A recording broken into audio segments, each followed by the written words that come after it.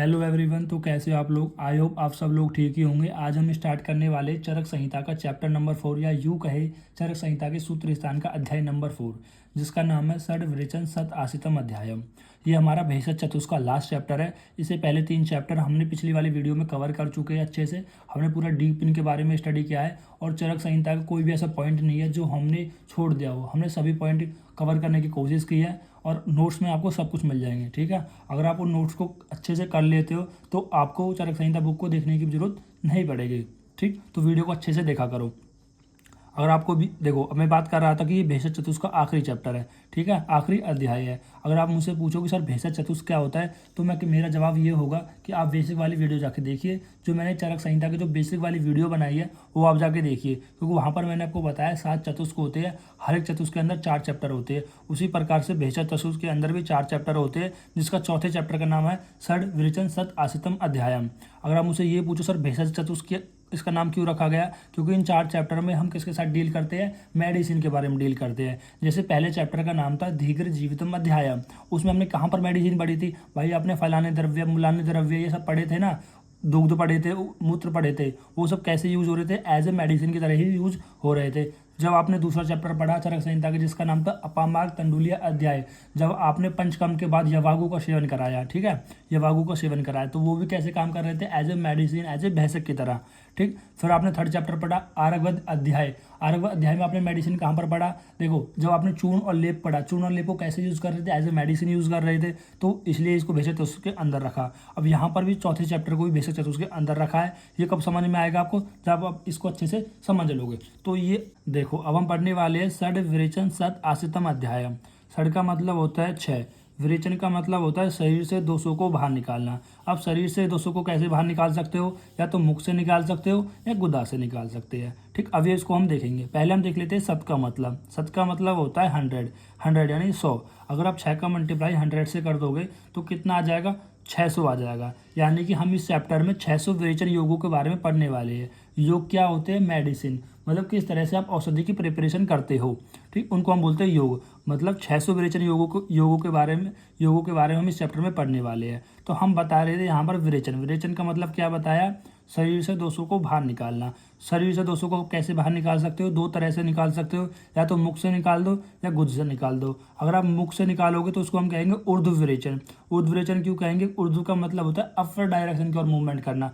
ठीक है, ठीक, और गुद से निकालोगे उसको बोलते हैं अध विरेचन। इसमें जो दोष की गति होती है वो कहाँ पर होती है? डाउनवर्ड होती है, तो इसलिए यहाँ पर क्या बोला गया? अध बोला गया। ठीक, और अध विरेचन को हम क्या कहते हैं? विरेचन कहते हैं। और ऊर्ध्व विरेचन को हम क्या कहते हैं? वमन कहते हैं। क्योंकि वमन से ही तो कह रहा है कि आप ऊपर की और दोषों को बाहर निकालते हुए उल्टी करके, जब आप उल्टी करते हो तो दोषों की गति कहाँ पर होती है? ऊपर की ओर होती है। और जब लूज मोशन होता है तो दोषों की गति कहाँ पर होती है? डाउनवर्ड होती है। ठीक, तो यहाँ पर ऊर्ध्व विरेचन को वमन और अध विरेचन को विरेचन कहा गया है। ठीक, और वमन का कितने योग होते हैं? अब हम देखते हैं वमन के योग कितने होते हैं? 355। वमन योग का मतलब क्या है कि मतलब 355 तरीके से हम जो वमन की जो मेडिसिन उसको प्रिपेयर करते हैं। उसी तरह से जो विरेचन के योग है वो कितने होते हैं? 245। अब यहाँ पर एक चीज़ दी गई है कि चरक संहिता कल्प स्थान में, देखो मैंने आपको जब बताया था निदान स्थान, विमान स्थान। ठीक, अगर देखो इसलिए मैं कहता हूँ बेसिक वाली वीडियो ज़्यादा इंपॉर्टेंट होती है। जैसे अभी कल्प स्थान आ गया, अब कुछ बच्चों को नहीं पता कल्प स्थान क्या है, सूत्र स्थान क्या है, निदान स्थान क्या है, तो उन बच्चों के लिए बेसिक वाली वीडियो जरूरी होती है, क्योंकि उनको पता लगता है कि कल्प स्थान क्या है। जैसे अभी हमें फर्स्ट ईयर में नहीं पढ़ेंगे, लेकिन सेकंड, थर्ड, फोर्थ ईयर तक या आप इन सबको पढ़ेंगे, या फिर कहूँ सेकंड फ्रॉप या थर्ड फ्रॉप में आप इनको पढ़ेंगे, तो आपको पता लगेगा। ठीक, इसलिए पहले ही आप बेसिक कंप्लीट कर लोगे तो आपको पता रहेगा कब कौन सा हमें ये चीज़ स्थान पढ़ने होते हैं। जैसे first year BMS first prop में हम सूत्र स्थान पढ़ते हैं, उसी तरह सेकंड प्रॉप में कोई कल्प स्थान पढ़ेंगे, निदान पढ़ेंगे, माधव स्थान पढ़ेंगे, तो जितना स्थान आएगा वो सब वहाँ पर हम देखेंगे ही। अभी हमारा काम किया है कि हमको बेसिक अच्छे से क्लियर होने चाहिए। जैसे मैं बता रहा था आपको कि चरक का जो कल्प स्थान है वहाँ पर उन्होंने 12 अध्याय के बारे में बताया है, जिसमें जो पहले से जो 6 अध्याय है, मतलब फर्स्ट से लेकर छठे चैप्टर तक वहाँ पर वमन योगों के बारे में बताया है। और 7 से लेकर 12 चैप्टर तक ये भी 6 होते हैं, वहाँ पर उन्होंने विरेचन के बारे में बताया है, विरेचन योगों के बारे में बताया। कितने योग? 245। और वमन के कितने योग बताइए? 355 योग बताइए। योग से आप कंफ्यूज मत होना। योग का मतलब फिर बता रहा हूँ कि किस तरह से आप मेडिसिन प्रिपेयर करते हो। ठीक है, वो अभी हम देखेंगे ही।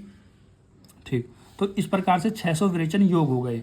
600 विरेचन योग हो गए। जैसा ही चैप्टर का नाम था कि षड विरेचन सत आसितम अध्यायम, यानी कि 600 विरेचन योग। अब इन 600 विरेचन योग में से 355 कितने वमन के थे और 245 विरेचन के थे। यहाँ पर विरेचन का मतलब वमन और विरेचन दोनों से है। यहाँ पर केवल विरेचन का मतलब विरेचन से नहीं है, विरेचन का मतलब वमन और विरेचन दोनों से है। ठीक, फिर हम देखते हैं, जो हमने बताया कि वमन के 345 योग होते हैं, उनमें से जो मदन फल है उसके 133 होते हैं और जीमूतक के, ठीक, वमन के योग कितने होते हैं 355 और विरेचन के योग कितने होते हैं 245। कौन कौन से वमन के योग देखते हैं पहले। मदन फल की संख्या 133 बताई गई है, जीमूतक 39, इक्ष्वाकु 45, दाहमार्गव 60 और कुब्ज 18 और कृतभेदन। इस प्रकार से टोटल हमारे पास 355 कह रहे वमन के योग हो जाएंगे। देखो अब हम देखते हैं वमन के योग के बारे में। वमन के योग कितने होते हैं 355। देखो मदन फल की जो संख्या बताई है वो कितनी बताई है 133 और जीमूतक 39, इक्ष्वाकु 45। देखो अब हम देखते हैं जो 600 विरेचन योग है उनमें से 355 वमन के योग होते हैं और 245 विरेचन के योग होते हैं। ठीक, जिनमें मदन फल 133, जीमूतक 39, इक्ष्वाकु 45 और धामार्ग 60 और कुब्ज 18, कृतभेदन 60। और उसी तरह विरेचन के कितने होते हैं, श्यामा या जिसको हम काल निशोध बोलते हैं उसकी 100 होती है, त्रिवृत या सफ़ेद निशोध जिसकी संख्या 10 होती है, फिर चतुरंगुल या जिसको हम मलतासवी कहते हैं, ठीक, उसकी संख्या 12 होती है, लोद्र उसकी 16, महावृक्ष की 20, सप्तला और शंखनी की 39, दंती एंड द्रिवंती की 48। ठीक, इनको आप किस तरह से याद कर सकते हो। देखो मैंने कैसे याद किया था, मैंने एक ट्रिक के साथ याद किया था इनको। वो ट्रिक क्या है, देखो इसका एम लिख सकते हो आप, इसका आप एम लिख सकते हो, इसका जे, इसका आई, इसका डी, इसका के से के, यानी मजीद के। मैंने कैसे याद किया था, मजीद MZID, मजीद के। मजीद के से मुझे वमन के योग याद हो गए थे। एम से मदन फल, जे से जीमूतक, आई से इक्ष्वाकु, डी से धामारव, के से कुब्ज और के से कृतभेदन। अब ये कैसे याद की थी, इनकी संख्या कैसे याद की थी कि मदन फल 133 की संख्या होती है, तो वो मैंने याद किया था 133 को लर्न कर लो। इसमें अगर आप 6 ऐड कर लोगे तो 139 आएगा, तो यहाँ पर केवल आपको 39 याद रखना है। फिर से 6 ऐड कर लो तो कितना आ जाएगा 45। 6 ऐड कर रहे हो तो उससे क्या याद आ जाएगा आपको 60 याद आ जाएगा। ठीक, और लास्ट में भी 60 हो जाएगा। ठीक, और बीच में आप 18 याद कर सकते हो। आप कर भी कैसे भी तरह कर सकते हो, लेकिन मैंने थोड़ा सा एक सीक्वेंस याद करने की कोशिश किया ताकि मुझे याद अच्छे से आ जाए। फिर इसको भी आप याद कर सकते हो। इसको तो देखो मेरे पास कोई ट्रिक तो नहीं है, लेकिन आप अपने तरीके से कर सकते हो या ऐसे कर सकते हो। जैसे देखो इस 100, और देखो जो सामक काला निशोत होता है वो 100 होता है, त्रिवर्त या सफेद निशोत होता है उसको कितनी संख्या होती है 10 होती है। अगर आप इसे 10 से लेके चलो तो 10, 12, 60, मतलब थोड़ा सा सिक्वेंस बढ़ रहा है, 10 बढ़ रहा है, 12 बढ़ रहा है, 16, फिर 20, फिर 39 एंड 48, मतलब एक सिक्वेंस से जो ऑर्डर है वो इंक्रीज हो रहा है। ठीक है, इस तरह से भी आप याद कर सकते हो, नहीं तो आप डायरेक्टली भी आप इनको रट के भी याद रख सकते हो। अगर आपको याद भी ना हो तो कोई दिक्कत नहीं है, लेकिन आपको एक पता होनी चाहिए कि इनकी संख्या कितनी है, वमन की योग की संख्या कितनी होती है और विरेचन योग की संख्या कितनी होती है। फिर आते हैं, जैसे मैंने यहाँ पर बताया पहले ही आपको वीडियो के स्टार्टिंग में, ये भेषज चतुष्क का हमारा अंतिम चैप्टर होता है। भेषज चतुष्क में 4 चैप्टर होते हैं, जिनमें से जो लास्ट चैप्टर है वो षड विरेचन सत आसितम अध्याय में होता है। फिर हम बात करते हैं इस चैप्टर में औषधियों का वर्णन। इस चैप्टर में औषधियों का वर्णन आया है और इसमें कौन सी चिकित्सा होती है, उभय परिमार्जन चिकित्सा होती है। इसमें हम क्या यूज़ करते हैं, इस मतलब उभय परिमार्जन में हम इंटरनली और एक्सटर्नली मेडिसिन को यूज़ करते हैं। अगर आप बात करोगे चैप्टर नंबर 2 यानी चरक सूत्र स्थान 2 की, जिसका नाम था पद्मवार तंडुली अध्याय, उसमें आप इंटरनली मेडिसिन का यूज़ कर रहे थे, जिसको हम बोलते हैं अंत परिमार्जन चिकित्सा। और जब आपने बात की लेप की, यानी आयुर्वेद अध्याय की बात करी, उसमें आप लेप के बारे में बात करते हो और लेप को आप अपने शरीर पे एक्सटर्नली अप्लाई करते हो, ठीक है, बाहरी रूप से अप्लाई करते हो। तो उसमें हमने जो चिकित्सा पढ़ी वो थी बही परिमार्जन चिकित्सा। फिर हम बात करते हैं चरक सूत्र स्थान 4 की, यानी कि षड विरेचन सत आसितम अध्याय की। इसमें आप औषधियों का वर्णन करते हो, मतलब औषधियों के बारे में पढ़ते हो, जिसमें वो कैसी चिकित्सा पढ़ते हो, उभय परिमार्जन, मतलब यहाँ पर आप मेडिसिन को इंटरनल और एक्सटर्नली दोनों ही तरीके से यूज कर सकते हो। तो इसलिए यहाँ पर कौन सी चिकित्सा होती है, उभय परिमार्जन चिकित्सा। ठीक है, तो चैप्टर नंबर 2 में कौन सी चिकित्सा थी, आप एक पॉइंट पे इनको लिख लेना। जैसे चैप्टर नंबर 2 में थी अंत परिमार्जन चिकित्सा, चैप्टर नंबर 3 में बही परिमार्जन और चैप्टर नंबर 4 में उभय परिमार्जन चिकित्सा। आप तीनों को एक जगह लिख लेना। ठीक है, तो इससे क्या होता है कि आपको एक कॉन्सेप्ट क्लियर होता है कि हम किस तरह से चैप्टर में आगे बढ़ रहे हैं। अब क्वेश्चन आता है कि what will be study in this chapter. इस चैप्टर में हम क्या पढ़ने वाले हैं। तो इस चैप्टर में हम पहले पढ़ेंगे 600 विरेचनों का वर्णन। 600 विरेचनों का वर्णन, जिनमें से 355 वमन के और 245 विरेचन के, जो हमने अभी पिछले वाले ही पेज पे देखे हैं। ठीक, फिर उसके बारे में हम देखते हैं 6 विरेचन योग का आश्रय। देखो, जो 600 विरेचन थे ना, वो किस पर डिपेंड करते हैं, हमारे 6 विरेचन योगों का आश्रय। यानी कि मतलब ट्री, जैसे मान लो कोई पेड़ है तो उसके कौन से पार्ट में किस प्रकार की कैपेसिटी होती है विरेचन कराने की। ठीक, जैसे मान लो कोई प्लांट है तो उसमें कोई स्टेम है, रूट है, ठीक है, लीव्स है, ठीक, बार्क है, तो उसके कौन से पार्ट में किस प्रकार की कैपेसिटी होती है विरेचन कराने की। यानी कि प्लांट बोल दो, उस प्लांट के हर एक पार्ट में अलग अलग कैपेसिटी होती है विरेचन कराने की। तो आप सीधे सीधे ये कह सकते हो, जो 600 विरेचन है ना, वो किस पर डिपेंड कर रहे हैं, वो डिपेंड कर रहे हैं हमारे ट्री के, मतलब ट्री का आप कौन सा पार्ट यूज़ कर रहे हो। ठीक, अब ये 6 विरेचन योगों का आश्रय भी हम देखते हैं। ठीक, और क्या पढ़ना है हमें, 5 कसाई योनि के बारे में पढ़ना है। कसाई का मतलब क्या होता है, कसाई का मतलब होता है कि मेडिसिन को हम किस तरह से प्रिपेयर करते हैं। या तो हम कसाई को हम कल्पनाएं भी कह सकते हैं, ठीक, या फिर हम कह सकते हैं कि किस तरह से मेडिसिन को प्रिपेयर करते हैं, उसको हम बोलते हैं कसाय। ठीक, 5 कसायों की कल्पना, फिर हम 5 कसायों की कल्पना भी देखेंगे। ठीक, फिर 50 महाकसाई का वर्णन और फिर 500 महाकसाई का वर्णन। ठीक, तो ये हमने पहला पॉइंट देख लिया है, 600 विरेचन हमने देख लिया है कि विरेचन का मतलब मैंने आपको क्या बताया कि शरीर से दोषों को बाहर निकालना। ठीक है, अगर शरीर के दोषों को मुख से बाहर निकालते हैं तो वमन कहलाते हैं, जिनकी संख्या 355 होती है। अगर आप शरीर के दोषों को गुद के थ्रू बाहर निकालते हो, ठीक, उसको हम विरेचन कहते हैं, जिनकी संख्या होती है 245। फिर हम देखते हैं 6 विरेचन योगों का आश्रय, यानी जो 600 विरेचन है तो उनका जो आश्रय है वो किस पर डिपेंड करता है, इन 6 विरेचन के योगों का आश्रय पर डिपेंड करता है, जो कि होता है दुग्ध, मूल, छाल, पत्ती, फूल और फल। यानी कि किसी भी प्लांट को आपको क्या यूज़ करोगे, या तो दूध यूज़ करोगे। आपने देखा होगा कुछ पेड़ है जिसमें दूध निकलता है, या फिर किसी प्लांट का मूल यानी रूट यूज़ करोगे, छाल यानी बार्क, पत्ती यानी लीव्स यूज़ करोगे, फूल, फ्लावर, फल यानी फ्रूट। इनमें से 6 पार्ट में से आप हम बात करते हैं पंचकसाई योनियों के बारे में। देखो, जो हमारे षडरस होते हैं ना, उनमें से केवल आपको लवण हटा देना है और पाँचों जो भी बचते हैं उनमें लिख देना है। देखो, मधुर कसाय, अमल कषाय, लवण नहीं होगा, कटु कसाय, तिक्त कसाय एंड कसाय। ये हमारी 5 कसाई योनियाँ होती हैं। देखो, अगर आप इसको ब्रेक करने की कोशिश करोगे, यानी इसको समझने की कोशिश करोगे तोड़ के, तो कैसे समझोगे। देखो, षडरस तो आपको पता ही है, और कसाई का मैंने आपको मतलब बताया कि प्रिपरेशन, मतलब किस तरह से आप मेडिसिन की प्रिपेयर करते हो। यानी कि मधुर रस से आप, मधुर कसाई से, यानी मधुर से भी आप मेडिसिन की प्रिपरेशन कर सकते हो, अमल से कर सकते हो, लेकिन लवण से नहीं कर सकते। कटु, तिक्त, कसाई सभी से कर सकते हो, केवल और केवल किससे नहीं कर सकते हो, लवण कसाई से नहीं कर सकते हो। और योनि का मतलब होता है ओरिजिन या उत्पत्ति। ठीक, और यहाँ पर आपको बात करनी है, अब लवण, जैसे क्वेश्चन आपके माइंड में आ सकता है, सर लवण कसाय मतलब लवण कसाय को क्यों नहीं रखा गया है, यानी लवण कसाय से किस तरह से आप मेडिसिन प्रिपेयर नहीं कर सकते हो। देखो, इसका जो रीजन दिया गया है हमारे चरक संहिता में, वो दिया गया है, यानी कि जो 5 रस होते हैं, इनको आप अलग अलग करके 2 कसायों का निर्माण कर सकते हो। ठीक है, कसाई मतलब वही जो मेडिसिन का प्रिपरेशन कर सकते हो, लेकिन लवण रस से किसी अन्य द्रव्य का प्रिपरेशन या उसके सहयोग से किसी भी द्रव्य का प्रिपरेशन नहीं कर सकते हो। ठीक है, क्योंकि जो नमक होता है या लवण होता है वो घुलने वाला होता है, यानी कि वो अगर उसको पानी में डालोगे तो वो घुल जाएगा, और जिसकी वजह से उसको किसी भी कसाई का निर्माण नहीं हो सकता है। इसलिए यहाँ पर इस कसाई को नहीं रखा गया है।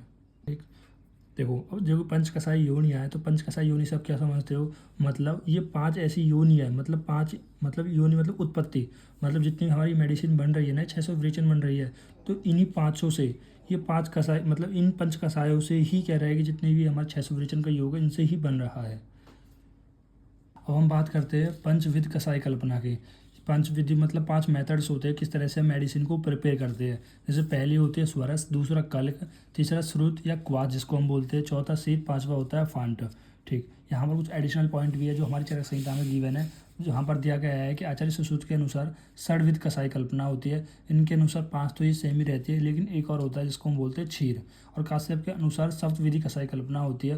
उन्होंने 5 तो सेम ही माने हैं, लेकिन 2 में एक चूर्ण और एक अभिषेक यानी मग को भी इन्होंने किया है। ठीक, मग यानी जो दारू है, मदिरा है, उसको भी इन्होंने इंक्लूड किया है। फिर हम बात करते हैं इन पंचविधि का कसाई कल्पना हो गया, यानी जो 5 मेथड्स होते हैं किस तरह से मेडिसिन को प्रिपेयर कर सकते हैं, जिनमें से पहला होता है स्वरस। ठीक, स्वरस देखो अगर मैं यहाँ पर इसको बताने की कोशिश करूँ कि किस तरह से 5 मेथड्स होते हैं, जैसे हमारे मॉडर्न में टैबलेट बनाते हैं, पाउडर बनाते हैं, सिरप बनाते हैं, उसी तरह से आयुर्वेद में भी कह रहे हैं 5 ऐसे मेथड्स होते हैं जिनसे आप मेडिसिन प्रिपेयर करते हो, जिनमें पहला होता है स्वरस। स्वरस जैसे ही नाम से क्लियर है, ठीक है, मतलब जिसको निचोड़ कर जिसका रस निकाला जाए। जैसे गन्ना है तो गन्ने को निचोड़ कर उससे जो रस निकलता है, या किसी भी द्रव्य को जो आप निचोड़ते हो उससे जो रस निकलता है उसे हम क्या कहते हैं, स्वरस। स्वरस में कोई दूसरा द्रव्य या कोई सा दूसरा द्रव्य एडिशन नहीं होता है। फिर से मैं बता रहा हूँ, स्वरस में कोई भी द्रव्य एडिशनल नहीं होता है, मतलब वो स्वरस मतलब खुद का जितना भी रस होता है, ठीक, ऐसा आप समझ सकते हो। जैसे यहाँ पर एक श्लोक दिया है, यंत्र यंत्र निष्पीड़िते ताद द्रव्यम द्रव्यम द्रास स्वरस उच्यते, यानी कि आप ऐसे कह सकते हो कि द्रव्य को यंत्र से निचोड़ कर जो उसे रस निकलता है उसे हम क्या कहते हैं, स्वरस कहते हैं। जैसे यंत्र निष्पीड़िताद द्रव्य दृश्य, मतलब द्रव्य को जो मतलब द्रव्य को आप निचोड़ कर जो द्रव्य को किसी भी यंत्र से निचोड़ कर उससे जो रस निकाला जाता है उसे हम क्या कहते हैं, स्वरस कहते हैं। जैसे यंत्र क्या हो गया, जैसे आपने गन्ने वाली मशीन देखी होगी, ठीक है, वो तो हो गया यंत्र, और गन्ना क्या होगा, द्रव्य हो गया। जब उस यंत्र के अंदर उस गन्ने को डालोगे तो उसका क्या निकलेगा, रस निकलेगा, तो उसे ही हम क्या कह रहे हैं, स्वरस कह रहे हैं, ठीक है। अब स्वरस सदा ताजे और गीले द्रव्यों से निकाला जाता है, मतलब किसी भी द्रव्य का स्वरस निकालोगे तो वो द्रव्य कैसा होना चाहिए, वो द्रव्य ताज़ा होना चाहिए, ठीक है। जिसको हम कितने क्वांटिटी में लेना है, 2 तोले लेना है, 2 तोले। 1 तोले में कितना ग्राम होता है, 11.2 ग्राम, 11.2 ग्राम होता है। जैसे मैंने यहाँ पर बताया कि ये 2 तोला लेना है और 1 तोले में 11.2 ग्राम होता है, तो इससे आपको एक और वैल्यू याद होनी चाहिए। जब मैंने आरंभिक अध्याय में आपको बताया था कि 1.1 कर्स, यानी 1 कर्स में कितने तोला होता है, 2 कर्स। अगर मैं यहाँ पर 1 कर्स भी लिख देता हूँ तो 1 कर्स का क्या मतलब है, 2 तोला है, ठीक, 2 तोला है। और 1 तोले में कितना होता है वो आप जानते ही हो, ठीक। अगर आपको याद नहीं आ रहा है, जब मैंने चैप्टर 3 में पढ़ाया था कि 1 कर्स में 2 तोला होता है, तो 1 तोले में 11.5 ग्राम हो जाएगा, और 1 कर्स में कितना हो जाएगा, 23 ग्राम, क्योंकि 1 कर्स में 2 तोला होता है तो 11.5 को 2 से मल्टीप्लाई करते हैं तो 23 ग्राम आ जाता है। यहाँ पर आपको ये समझना है कि 1 कर्स 2 तोले के बराबर होता है, यानी कि अगर मैं इसको 2 तोला ना लिख कर 1 कर्स लिख दूँगा तो क्या मैं गलत लिख रहा हूँ, बिल्कुल भी नहीं, तो मैं ये सही है, ठीक है। यहाँ पर और मैंने बताया है, यदि आपके पास कोई गीला द्रव्य नहीं है, ठीक, अगर सूखा द्रव्य है तो देखो गीला द्रव्य नहीं है, अगर उसका अभाव है तो आप सूखे द्रव्य से भी रस निकाल सकते हो। जैसे आपने देखा होगा जो गन्ने के जो ईख होती है, ईख जब सूख जाती है तो उनसे रस कम निकलता है, तो वहाँ पर हम ईख को ज़्यादा लेते हैं ताकि रस निकल सकता है। उसी प्रकार से अगर आपको उसी प्रकार से जब गीले द्रव्य नहीं है, मतलब गीले द्रव्य का अभाव है, तो आपको सूखे द्रव्य का रस निकाल सकते हो, लेकिन वहाँ पर आपको कह रहा है जो क्वांटिटी है वो ज़्यादा करनी पड़ेगी। जैसे गीले द्रव्य में 2 तोला ले रहे थे, और जब सूखे द्रव्य में 4 तोला आपको लेना पड़ेगा रस निकालने के लिए। आप देख भी सकते हो, जब गन्ने सूख गन्ना जब गीला होता है, कच्चा होता है तो ज़्यादा रस निकलता है, सूखा होता है तो कम रस निकलता है, ठीक। फिर हम बात करते हैं कल की। कल क्या होता है, कल को सीधी भाषा में हम चटनी से समझ सकते हैं। जैसे अगर आपने घर पे चटनी बनाई होगी या आपके पेरेंट्स ने, भाई बहन ने चटनी बनाई होगी, तो वहाँ पर आपने देखा होगा कि कुछ द्रव्य लेते हैं, उस द्रव्य में मिर्च हो सकता है, मिर्च होती है, मसाले होते हैं, ठीक है, जो भी होता है, और उसके अंदर आप एक द्रव डालते हो, द्रव मतलब लिक्विड डालते हो, ठीक है, जल डालते हो, और जल डालने के बाद आप उनको सिलबट्टे पे कूटते हो, और कूटने के बाद क्या बन जाता है, वो एक पिष्टी सी बन जाती है, पेस्ट सा बन जाता है, उसे हम क्या कहते हैं, कल्क कहते हैं। जैसे यहाँ पर श्लोक के माध्यम से बताया गया है, या पिंडो रस पिष्टानाथ से कल्प परिकर्ता, यानी कि मतलब जो रस अर्थात, यानी कि आप ऐसे कह सकते हो कि कोई भी द्रव्य है, देखो कोई भी द्रव्य है, उसमें अगर आप द्रव डाल देते हो तो द्रव यहाँ पर कुछ भी हो सकता है, कोई जल हो सकता है, कोई दूध हो सकता है, ठीक है। किसी भी द्रव्य को जब आप द्रव के साथ पीस कर उसका क्या बनाते हो, पिंड सा बनाते हो, मतलब गोला सा बनाते हो, उसे हम क्या कहते हैं, कल्क कहते हैं, ठीक है। अब यहाँ पर एक और पॉइंट लिखा गया है कि गीले द्रव्य को सिल पर पीसकर या सूखे द्रव्य को जलादि में पीसकर कल्क बनाया जाता है। और यहाँ पर कल को सिने में पर्यायवाची कुछ नाम दिए गए हैं, परछेव या फिर आवा। देखो हमारे यहाँ पर ये लिखा गया था चरक संहिता पे, तो मैंने यहाँ पर लिख दिया कि परछेव और आवा को हम कल्क ही कहते हैं। तो यहाँ मात्रा कितनी लेनी है, 1 तोला, यानी कि आपको कल्क बनाने के लिए मात्रा कितनी लेनी पड़ेगी, 1 तोला। 1 तोला बोले तो 11.2 ग्राम, जो मैंने अभी यहाँ पर आपको बताया था। ये हमारे इस तरह से आप कल्क की प्रिपरेशन कर सकते हो। फिर हम बात करते हैं क्वाथ की। जैसे क्वाथ में यहाँ पर एक श्लोक दिया गया है, बहुतु क्वाथे द्रव्यम श्रुत माहु चिकित्सक।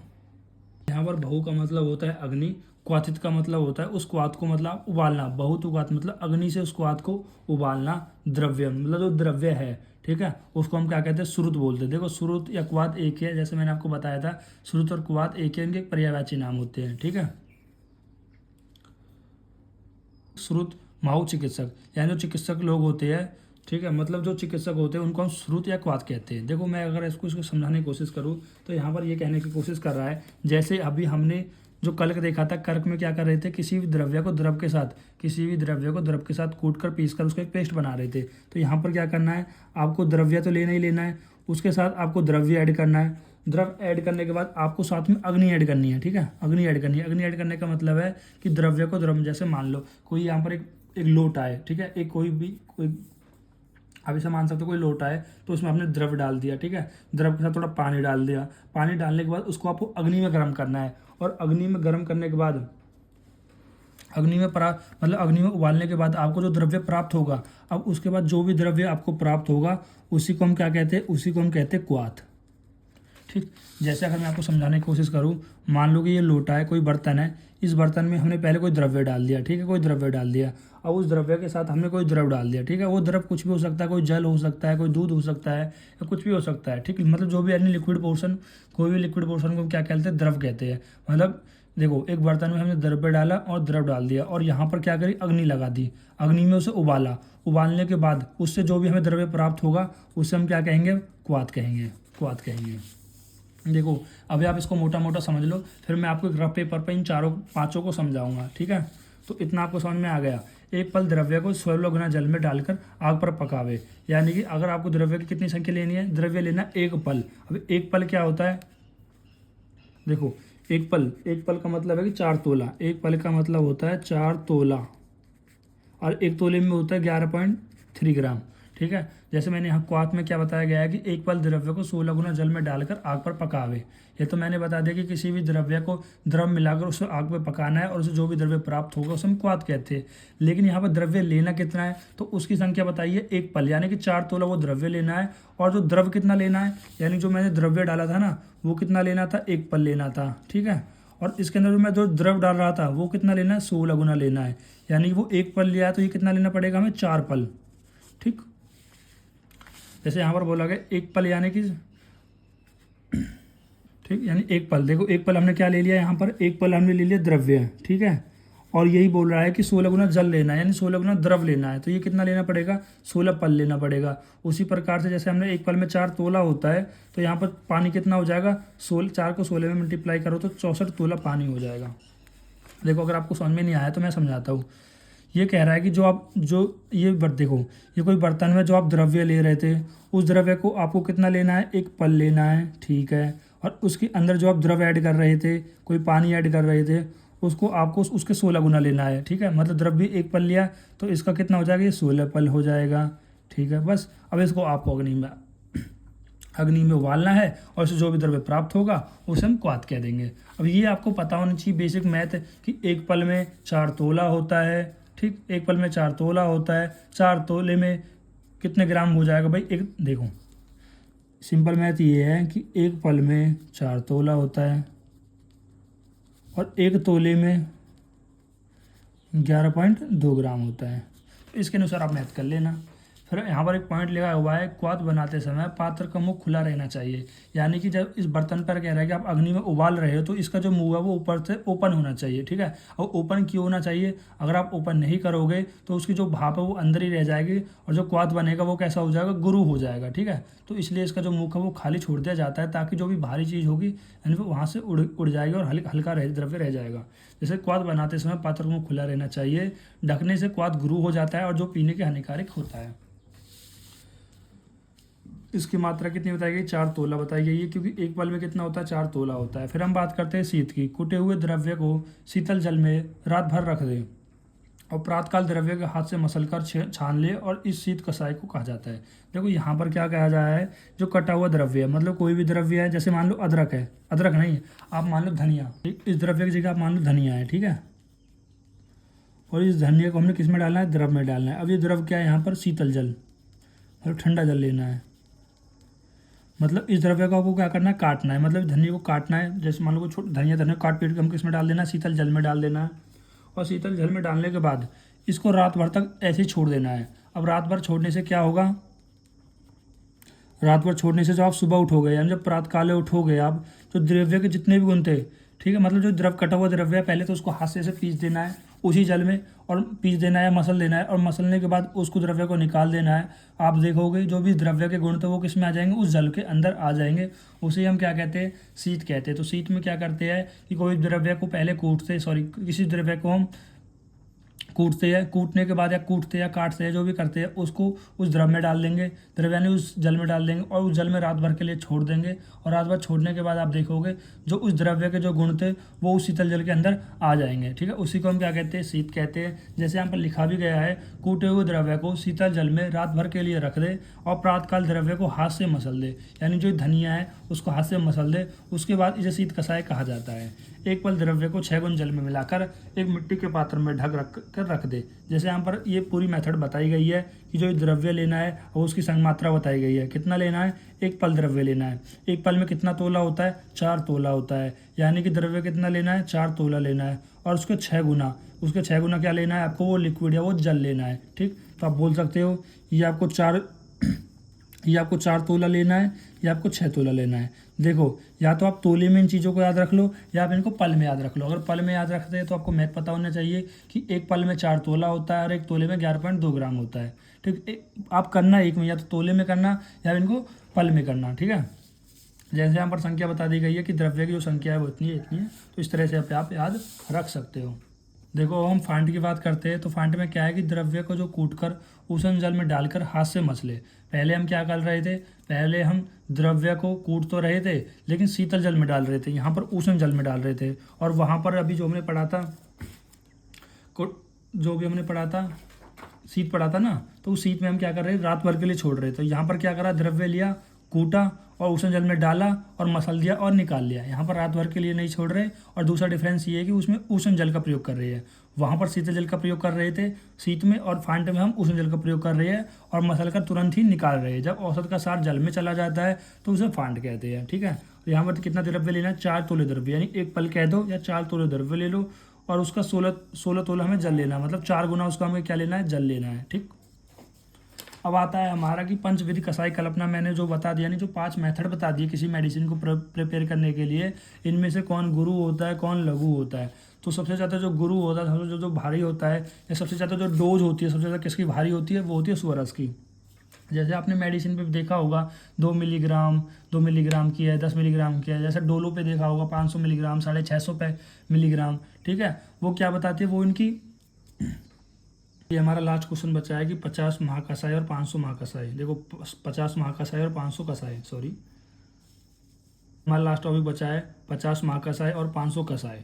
तो यहाँ पर देखते हैं कि 50 महाकषाय कौन से होते हैं और 500 कषाय कौन से होते हैं। यहाँ पर बात करते हैं वर्ग मतलब ग्रुप की बात करते हैं और उनके नाम देखते हैं। जैसे यहाँ पर 10 ग्रुप दिए गए हैं, 10 ग्रुप दिए गए हैं, जीवनी वर्ग, बल्लादी ग्रुप, ऐसे 10 वर्ग दिए गए हैं। और इन 10 वर्ग के अंदर उनके नाम दिए गए। जैसे जीवन आदि वर्ग में कितनी वर्ग दिए गए, 6 वर्ग दिए गए हैं। जैसे जीवन आदि वर्ग हो गया, इसमें 6 वर्ग है।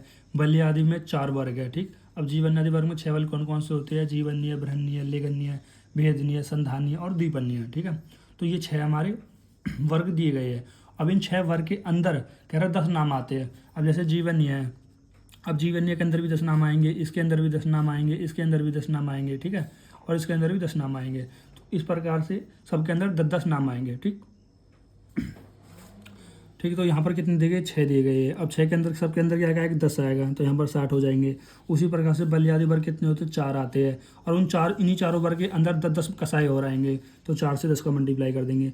इसी तरह जो हमारे 10 वर्ग होते हैं और उनके अंदर सभी के अंदर द्रव्य आते हैं, तो इस प्रकार से हमारे कितने कसाई हो जाते हैं, 500 कसाई हो जाते हैं, ठीक। देखो, पहले तो मैं आपको 50 महाकसाई बता देता हूँ कौन से होते हैं। देखो, जीवन्य वर्ग के 6 हो गए, बल्य आदि वर्ग के 4 हो गए, तृप्ति घन वर्ग के 6 हो गए, और स्तन्य जन आदि के 4 हो गए, और स्नेहोपग आदि के 7 हो गए, और छर्दी निगरानी वर्ग के कितने हो गए, 7 हो गए, ठीक। और फिर आता है पूरी संगना आदि वर्ग के कितने हो गए, 5 हो गए, कास हर आदि के 5 हो गए, दाह परसमन आदि वर्ग के 5 हो गए, और सोनित स्थापन आदि वर्ग के 5 हो गए। अगर आप इन सबको कैलकुलेट करोगे तो कैलकुलेट करने के बाद कितने आ जाएंगे, 50 कसाई आ जाएंगे, ठीक है। और इन 50 कसाई के अंदर हर एक जो वर्ग होता है उनके अंदर 10-10 कसाई होते हैं। ठीक, जैसे मान लो अब ये सोनित स्थापन है, अब सोनित स्थापन के अंदर ये एक वर्ग हो गया, इसके अंदर 10 कसाई आएंगे, इसके अंदर भी 10 कसाई, इसके अंदर भी 10 कसाई, इसके अंदर भी 10 कसाई, इसके अंदर भी 10 कसाई। तो ऐसे टोटल मिलाकर कितने हो जाते हैं हमारे सभी के अंदर 500 महाकसाई हो जाते हैं। ठीक है, 500 महाकसाई हो जाते हैं।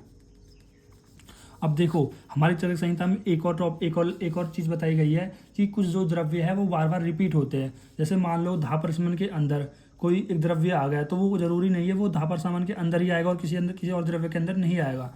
मान लो जैसे धाप्रशमन के अंदर कोई द्रव्य आ गया, जैसे कि मैं एग्जाम्पल से अगर समझाने की कोशिश करूँ,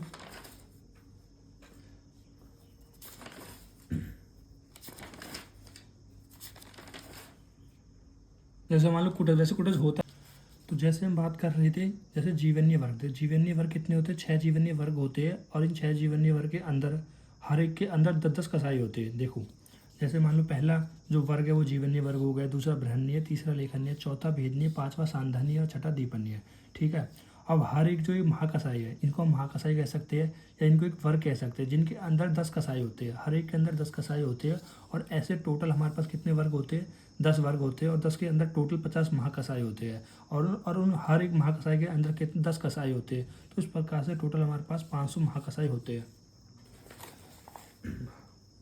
अब देखो यहाँ पर मैं आपके लिए एक इंपॉर्टेंट नोट भी लाया हूँ। टोटल हमारे पास 274 द्रव्य वर्णित है, मतलब जो इनके कसाई के अंदर जो द्रव्य है वो टोटल कितनी 274 होते हैं। ठीक है, लेकिन हम पढ़ते कितने, हम पढ़ते 500 कसाई। ठीक है, मतलब आप कह सकते हैं 274 कसाई ही वर्णित है, फिर हम पढ़ कितने 500 महाकसाई। ठीक, तो आप ये कहोगे सर ये 500 महाकसाई कैसे, भाई एक ही नाम कई कई वर्ग के अंदर रिपीट होता है। ठीक है, तो आप इतना ध्यान रख लेना, एक ही वर्ग के अंदर बहुत सारे ऐसे नाम जो किसी के अंदर आएगा वो कोई महाकसाई के अंदर आएगा, कोई जीवन्य के अंदर आएगा, कोई दीपन्य के अंदर आएगा, कोई संधानीय, ठीक है, कोई शुक्र शोध के अंदर आएगा। ठीक है, मतलब एक कसाई वो कई कई द्रव्यों का कई कई वर्ग के अंदर आ सकता है। तो यहाँ पर अगर नोट इंपॉर्टेंट ये है तो 274 ही टोटल द्रव्य या टोटल कसाई होते हैं। ठीक, जिनमें से 500 जो कसाई होते हैं वो वर्णित है, मतलब 500 महाकसाई के बारे में हमें उन्हें पढ़ना होता है और 50 महाकसाई होते हैं। अब जैसे पहले हम पढ़ते जीवन्य कसाई के बारे में, देखो इनमें से जो इम्पोर्टेंट है ना ये केवल ये जो हमारा जीवन्य आदि के वर्ग है इनके जो कसाई होते हैं, ठीक, महाकसाई होते हैं और इनके अंदर के जो कसाई यही इंपॉर्टेंट है। यानी कि मैं सीधा सीधा ये कह सकता हूँ जीवन्य, बृहन्य, लेखन्य, भेदन्य, संधान्य और दीपन्य यही सबसे ज़्यादा इंपॉर्टेंट होते हैं इनमें।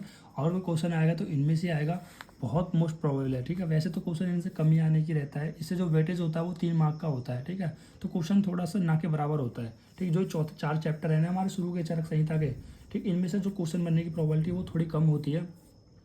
फिर भी आपको अच्छे से पढ़ना है ताकि क्वेश्चन आ जाए तो अटेम्प्ट कर सको। ठीक, मैं यहाँ पर आपको सभी के बारे में नहीं बताने वाला हूँ, मैं आपको यहाँ पर कुछ PDF दे दूंगा। ठीक है, अपने ही नोट्स दे दूंगा जिनमें से आप इनको खुद भी पढ़ सकते हो। ठीक, कुछ मैं आपको पढ़ा देता हूँ। जैसे पहला होता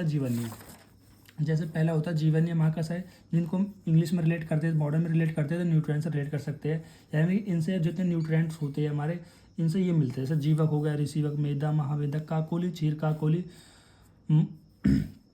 मांस मुदकपन्नी, मांसपन्नी, जीवंती, मधुपन्नी एंड दशामिनी, ये दशामिनी जीवती भवती। यानी कि 10 महाकसाई होते हैं जो कि एज ए न्यूट्रेंट की तरह हम इनको यूज़ करते हैं। जब भी अगर आपको न्यूट्रेंट की तरह देने, जैसे मान लो कोई पेशेंट है आपके पास, अगर उसको आपको न्यूट्रेंट देना है तो आप इन महाकसाई को दे सकते हो।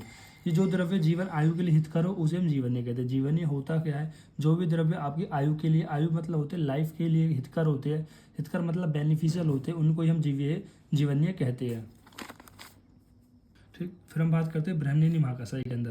देखो बृहन्नी महाकसाई किसको हम वेट प्रोमोटेड ड्रग, जब भी किसी पेशेंट को आपको वेट को प्रमोट करना है, वेट को बढ़ाना है तो आप इन ड्रग्स को दे सकते हो, जिनमें शीरनी, राजस्वक, अश्वगंधा, काकोली, क्षीर काकोली, वाट्यानी, भद्रोनी, भारतवाजी, ऋषिगंध इति दशमानी बृहन्नी भवती। ये 10 यहाँ पर 10 कसाई होते हैं जो बृहन्नी महाकसाई के अंदर आते हैं। यहाँ में चरक ने बृहन्न द्रव्य को शरीर में रसादी धातुओं को बढ़ाकर स्थूलता उत्पन्न करने वाला बताया गया है।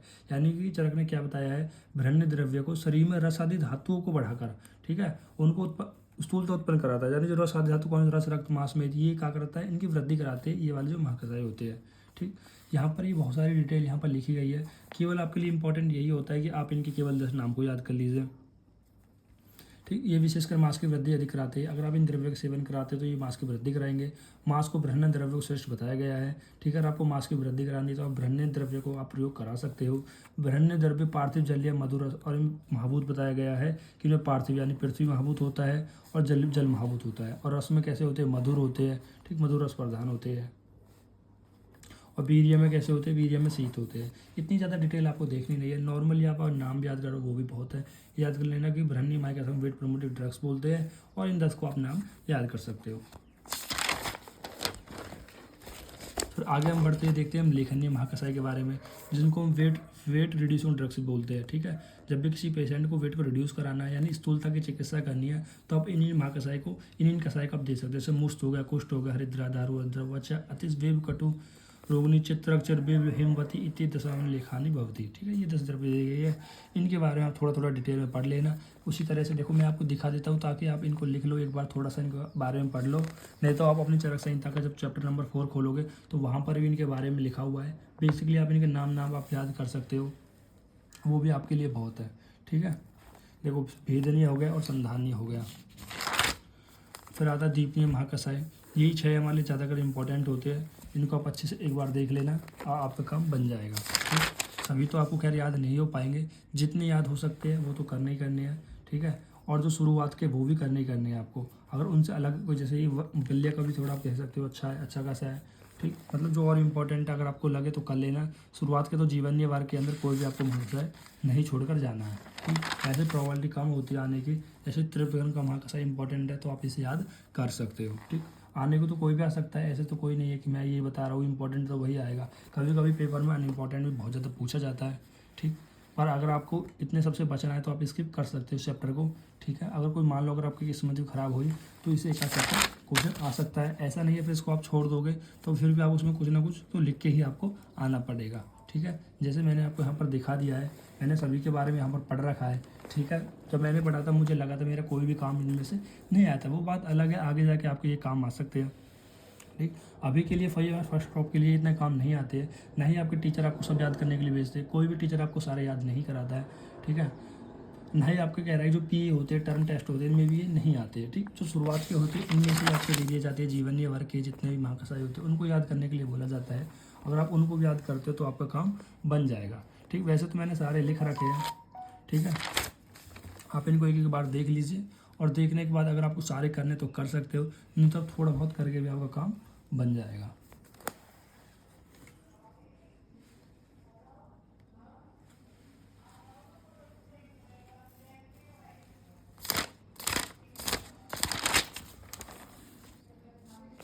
ठीक है।